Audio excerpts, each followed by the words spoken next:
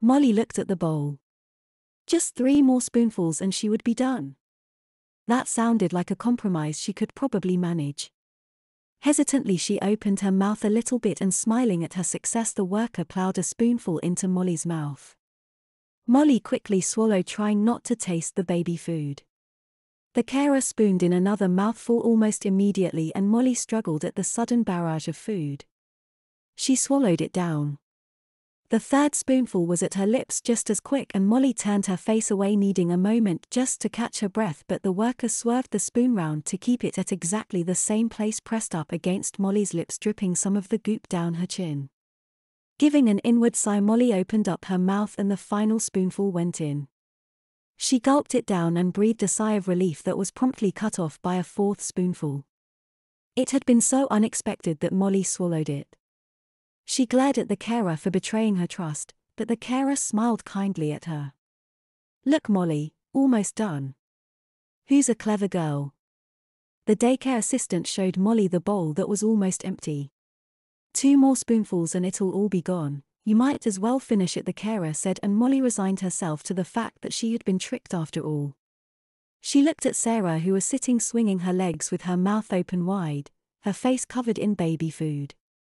Jennifer too was in a similar state but had been given a spoon so was attempting to feed herself, rather unsuccessfully as it seemed to be everywhere except her mouth.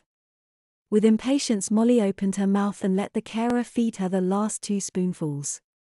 The carer then took the empty bowl away and came back with a bottle of baby formula which she placed on the feeding tray. "Good girl Molly. I'm proud of you," the worker said as Molly grabbed up the baby bottle and started guzzling more to take away the taste of the baby food than anything else. She discovered to her relief that baby formula didn't taste half as bad as baby food and was thankful for the drink to wash the meal down with. She drank it down in record timing and about 2 gulps from finishing it she suddenly got a large pain in her chest. She half yelped half hiccuped at the pain and her carer simply shook her head. "Oh Molly you little guzzle guts." The carer stood and grabbed a cloth which she draped over her shoulder, then unsnapping the feeding tray from the high chair she lifted Molly clear and placed the teenager over her shoulder. Supporting her by her butt with one arm the carer's free hand gently patted and rubbed Molly's back whilst the carer bounced her up and down slightly. There, it'll be all okay, you just have a little bit of wind." Molly didn't care what it was just wanted the uncomfortable feeling to stop. The patting and bouncing continued until suddenly Molly burped and spat up some of the formula down the carer's back, which had been cleverly covered by the cloth draped there. Molly looked at the mess. She had just spat up. Like a real baby. She did feel better, the uncomfortable feeling was gone, but she felt a bit humiliated by what she had just done. The worker cooed praise at Molly. "Well done sweetie. I bet that feels better doesn't it?"